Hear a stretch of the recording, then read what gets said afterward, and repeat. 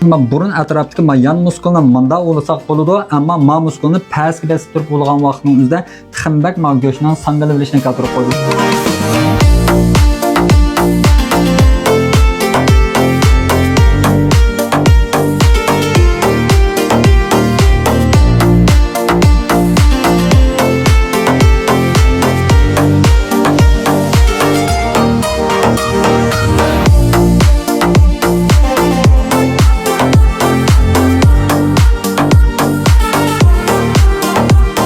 Yaxshimi do'stlar, men fizikalik asakattirish ustasi Mantiman. Biz bugun dal mushu chiroy muskuli bilan qisqacha tanishib chiqamiz.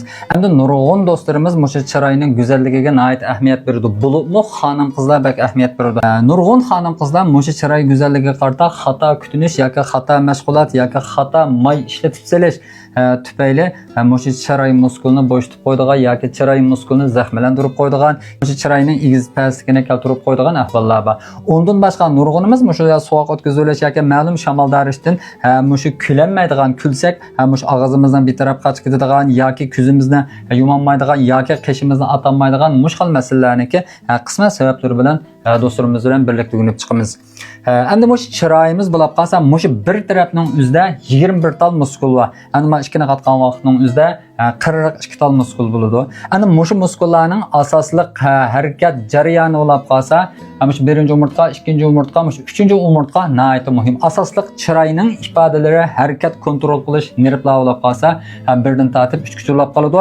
Ammo og'izni yumib etish qisman harakatlar bo'lib qolsa, 4-chi umurtqadan o'tadigan nervlar. Endi mayadagi bo'lib qolsa, birdan tortib 4gacha asosli mushu bo'yon umurtqamizni o'tadigan nervlar, mishiyani o'tadigan nervlar mushuni kontrol qiladi.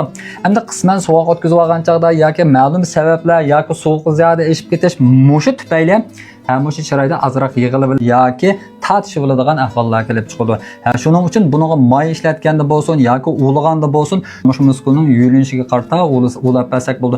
Endi nurg'un do'stlarimiz munda ulg'an vaqtning o'zida burun atrofidagi yan muskulni munda ulasak bo'ladi, ammo ma muskulni pastga bosib turib ulg'an vaqtning o'zida tixinbak ma go'shtning sangalib olishini keltirib qo'ydi. Shunga mayani pastga bossakmi, mayani munda akilib ustiga serib turib ulab basak, ham shu muskulninki chingishi ham muskulning to'piga ko'tarilishiga foydasi bor. Shunga yuz ulg'an vaqtning o'zida muskulning yuyilishiga diqqat qilamiz. Endi nurg'un do'stlarimiz buning anatomiya qismini bilsa-mu, qisman do'stlarimiz buningki anatomiya qismini bilmagachga qarg'ularcha ulib o'tadigan yoki qarg'ularcha besib o'tadigan yoki go'shtni tutib turib bunda ishib ma'digan bunda bir xil ahvollar bor. Shunga muskulning yuyilishiga diqqat qilmay turib ulg'an vaqtning o'zida ulg'an chig'imizda hali chiroyli 3-4 kundan keyin yuzimizni sopallab bir yo'g'an vaqtning o'zida qandaligini shu chog'da his qilamiz. Nurg'un xonim qizlar mushu mavzu so'nkamniki birisi egiz, birisi past, chiroyimdan bir so'roq, birisi semiz deb mana savol so'raydigan do'stlarimizmi nihoyat ko'p. Endi bundacha deb aytgan vaqtning o'zida shu chiroyimizni bir taraf bilan besib yotgandan keyin ma'nodami qisman muskullarning taraqqiyoti yoki muskullarning qo'yib o'tish jihatdami yoki chingilish jihatdami, shu har qanday bir odamning chiroyining uchun bir taraf 5 milli yoki bir taraf 5 milli egiz pastga kelib chiqadi. Ammo aldirab buni farqat qila olmaydi. Obdan qaragan chig'imizda yoki mushuni elektronlik uskuna yoki kompyuter orqali tashirtgan chig'imizda 5 millidan tortib 8 milligacha eg'ir bo'lib qolsa 1 santrgacha farqlanib qoldi. Bu aldirab bilinmaydi. Ammo buni asliga keltirib desak, sal qiynalib qoldi. Ammo girim qiladigan do'stlarimiz qanday qiladi desa, bir tarafnikini qaniq, bir tarafni sus qilish orqali egiz pastlikni tanishadigan do'stlarimiz bor.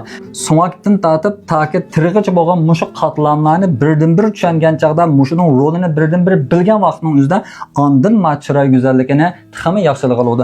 Masalan qilib aytsak, bizning mushu so'ngakdan tortib mushu tirg'icha bo'lgan mushu orliqning o'zida 11 xil qatlam bo'ladi. Mushu yuqorqi 11 qatlamdan o'tgandan keyin ondan bizning chiroyimizniki haqiqiy chiroyni biz ko'ramiz. Shuning uchun mayli chiroy qatib olganda bo'lsin yoki chiroyning muskuldagi masalalar bo'lsin yoki nervdagi masalalar bo'lsin, cho'qim ishlatadigan mayni tanlab ishlatmasak bo'lmaydi. Endi bunday qilib aytgan vaqtimizning o'zida undan boshqa mayli tir bo'lsin, so'ngak bo'lsin, muskul bo'lsin, mushularninki tibobatdagi mizojini bilib olgan vaqtingizda mushuningga mos keladigan mayni tanlab ondan ishlatgiladi. Ana mishadagi muskul yoki pay so'ngaklarning qaysi quruq sovuq bo'ldi, qaysi ho'l issiq bo'ldi. Masalan qilib aytsak,